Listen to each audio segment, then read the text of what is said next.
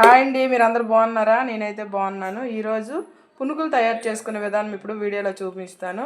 మినప్పప్పు కానీ మైదా పిండి కానీ ఏ పిండి లేకుండా ఓన్లీ బియ్యంతో మాత్రంగా బియ్యము బంగాళదుంపతో పునుకులు ఎలా రెడీ చేసుకోవాలని ఇప్పుడు వీడియోలో చూపిస్తాను. వీడియో చూద్దాం రండి.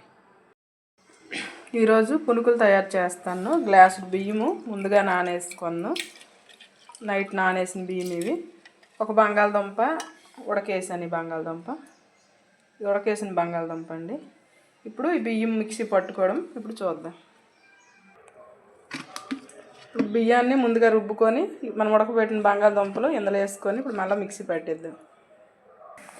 ముందుగా నానేసుకునే బియ్యాన్ని మనం రుబ్బేసాము.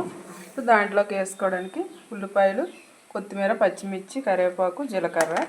ఇప్పుడు కొంచెం జీలకర్ర వేసాను. మొత్తం వేసుకోవాలి. కొంచెం సాల్ట్ వేసుకుందామండి.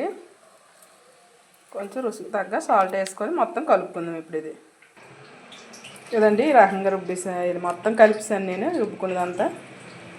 ఉప్పు చూసుకోవాలా ముందుగానే ముద్ద నాకి చూడండి.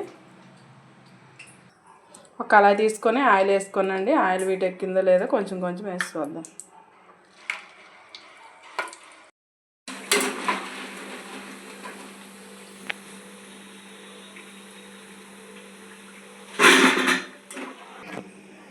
ఇవి ఇలా కొంచెం కొంచెం వేసుకోవాలా.